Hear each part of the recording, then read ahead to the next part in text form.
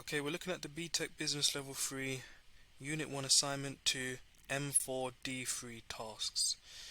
M4 states to assess how your business has responded to changes in the market, and D3 states evaluate how changes in the market have impacted on a given business and how this business may react to future changes. You should be using research and evidence, and question 1 basically states identify and explain 3 times when your business has responded to a change in the market. So a change in the market could be a change in technology, for example the emergence of mobile phones, or any other technology that your business may have incorporated, or any other technology that may have happened in the country or the world or globally or internationally.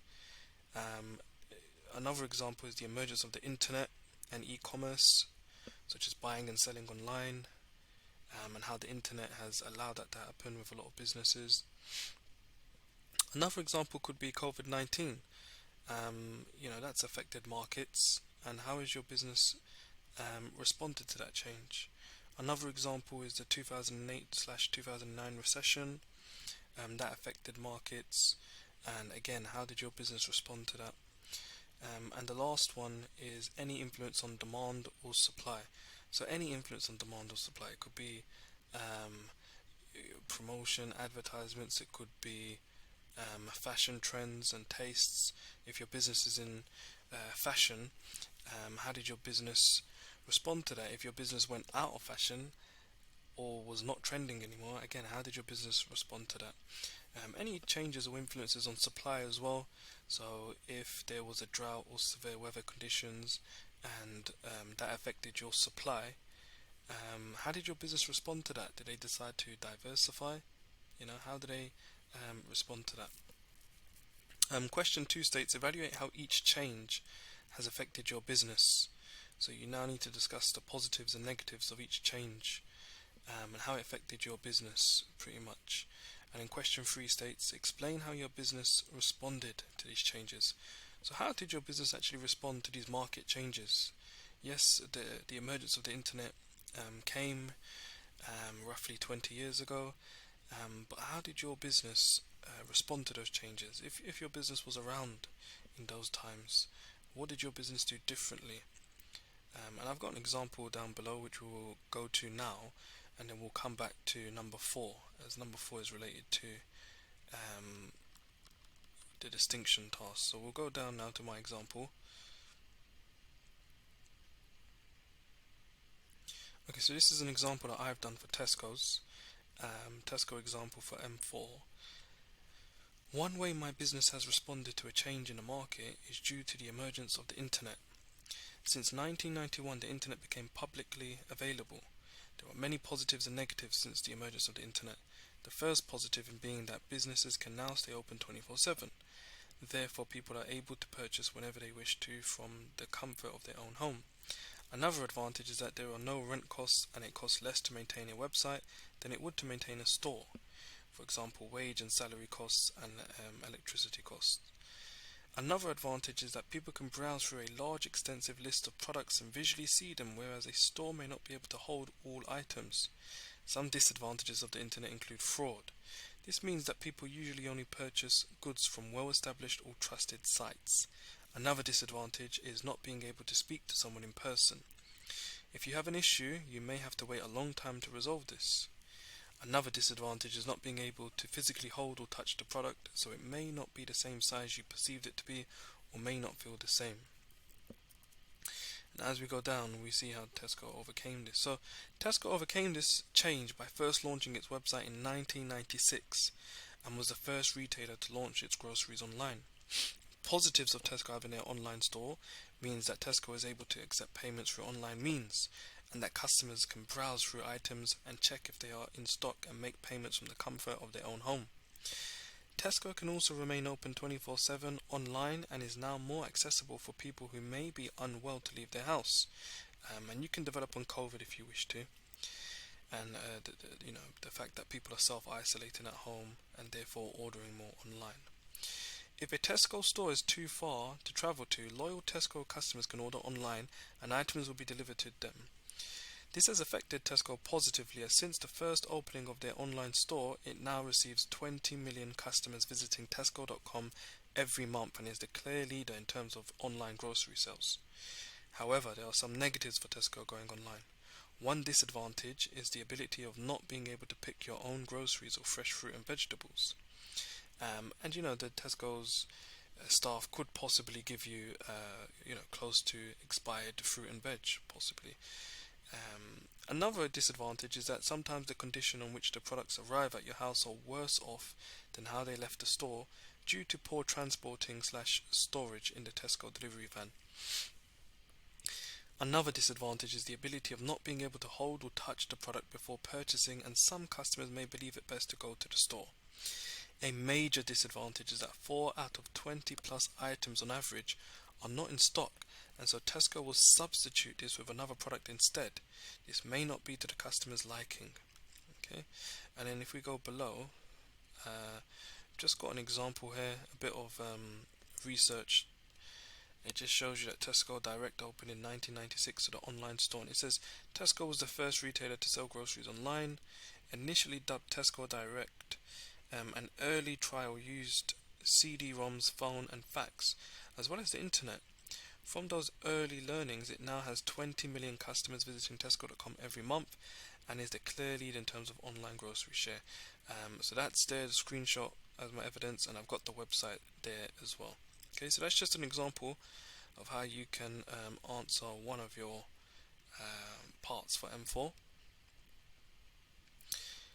We're going to now look at the distinction part. Evaluate how changes in the market have impacted on a given business and how this business may react to future changes. So M4 was concerned with past changes in the market and how your business has responded to it. Okay, so there should be evidence of that. You should be able to use research, you should be able to get evidence of that.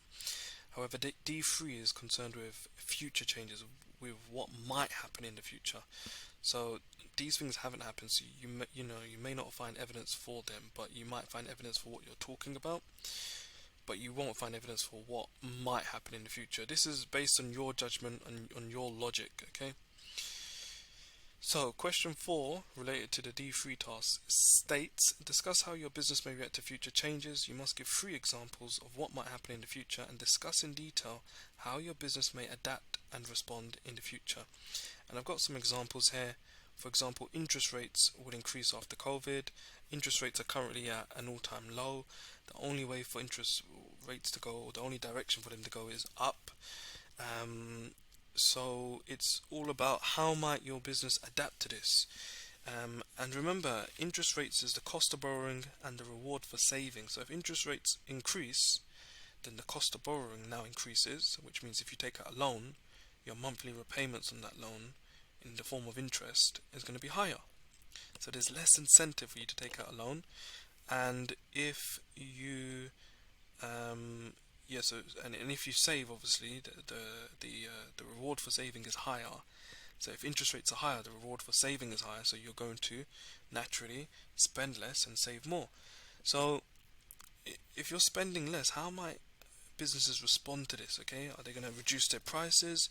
Are they going to go on promotion, do special offers? How might businesses respond to this? Okay, and I've got an example of that one actually down below, so we'll have a look at that after I just go through this.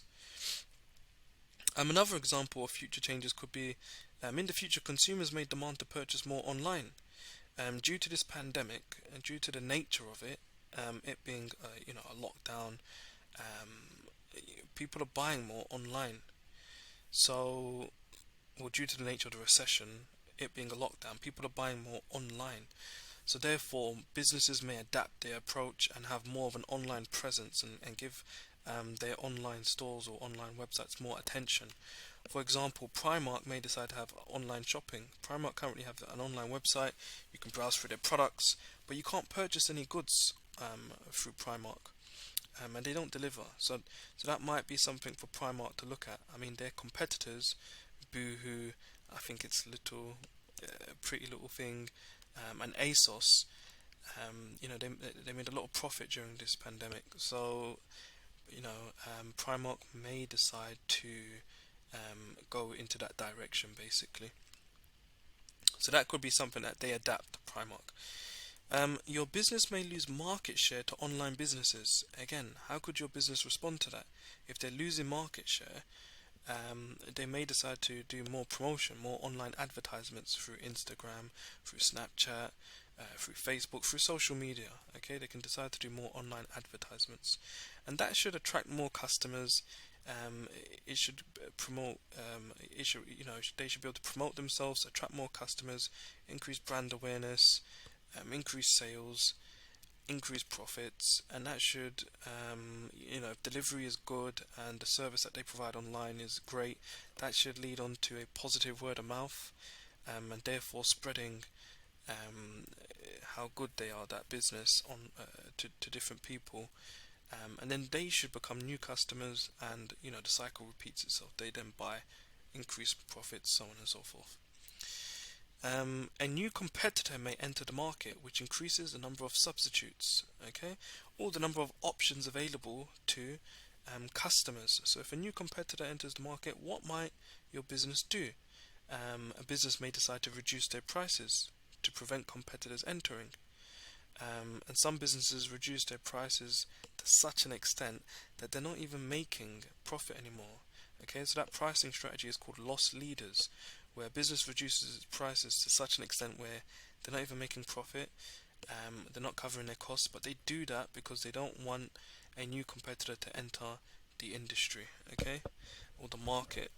And when the competitor does leave, because obviously they won't be able to compete with a business that's offering such low prices, and when that competitor does leave, the business that was offering such low prices will then increase their prices back up.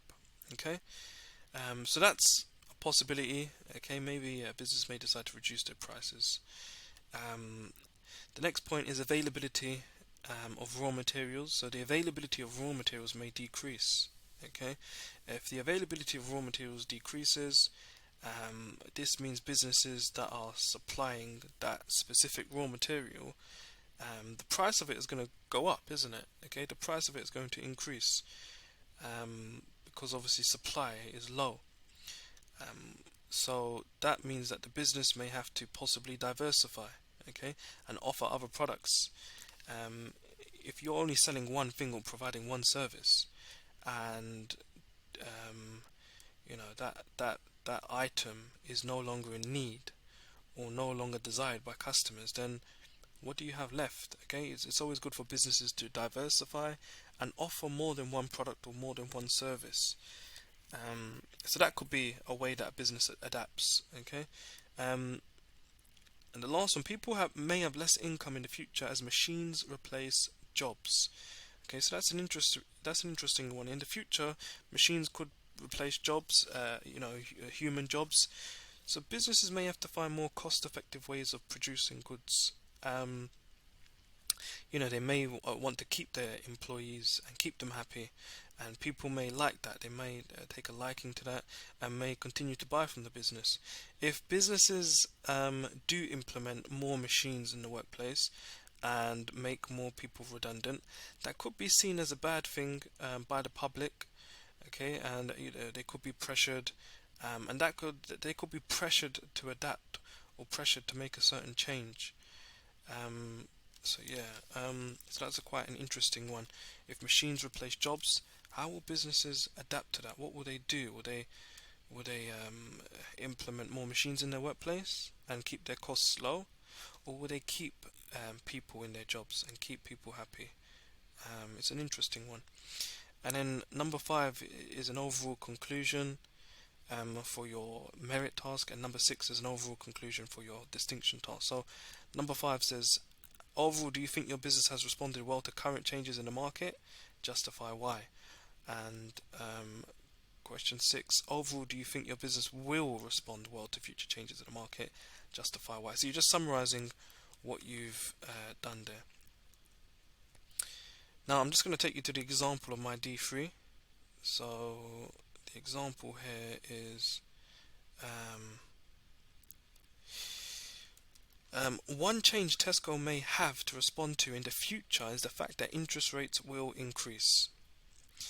Interest rates can be defined as the cost of borrowing or the reward for saving. In the UK, interest rates are currently at 0.1%. This is at an all-time low. This is due to the fact that we are currently in a pandemic/recession and people are not buying as much. Okay, people are purchasing more online, but they're not buying as much as they would when they were going out. Therefore, the government has decided to decrease interest rates to 0.1% to encourage people to take out more loans, as the cost of borrowing is now cheaper and to spend more. Right now interest rates are low, and so the only direction for interest rates to go in the future is up. When interest rates increase, this means that the cost of borrowing will now increase and the reward for saving increases too. So more people will be saving and not spending as much. Tesco will have to encourage people to spend more. Okay, so we've identified our point in the first sentence. We've discussed our point in the second paragraph, you could say, or in that paragraph. And now in the third paragraph, we're going to look at how Tesco may respond to future changes, okay? So Tesco may respond to an increase in interest rates in many ways. The first way Tesco could respond to an increase in interest rates could be to simply lower their prices. If Tesco lowers their prices, this will motivate people to spend more, as they will see that Tesco prices are low and this may not last for a long time. Okay, so, customers may rush to just buy products at a cheap price, therefore increasing sales and profit. Another way Tesco could respond to an increase in interest rates could be to offer special offers. Tesco could offer more buy one get one free or 2-for-1 special offers, again to entice customers to spend in Tesco. A third way Tesco could respond is by offering customers more points on their Tesco Club cards for each pound that they spend in Tesco, therefore earning them more points which they can then exchange for more goods. Through responding in all these different methods, Tesco should be able to increase sales and profits still, and potentially gain new customers if current customers spread positive word of mouth. However, Tesco offering all of these different methods may encourage competitors to do the same thing. If competitors such as Asda and Sainsbury's copy Tesco, then this will be ineffective for Tesco and could cause a price war. This may force supermarkets to lowering prices to such an extent that they lose profit instead. Okay, so that's how you should be looking at answering your distinction part of the assignment. And just below here we've got a template of how you could lay out your work. Okay, so the template for M4, you answer these 4 questions, or you follow these. So 1, identify your first change in the market that your business has responded to. Discuss the positives and negatives of this change. Explain how your business overcame this change. Discuss the positives and negatives of this change applied to your business. Include at least one piece of evidence showing how your business responded to the change. Okay, and you should be able to do that because remember, it's past changes, it's things that have already happened. And then you do the same thing again, but this time you're looking at your second change.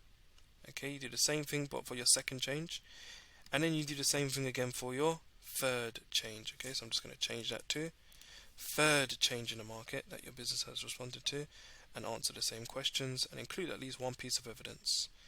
And as we go down, there's a little template for D3 which you can follow if you wish to. Identify your first future change. Explain the change. Describe what your business may do to respond to this change.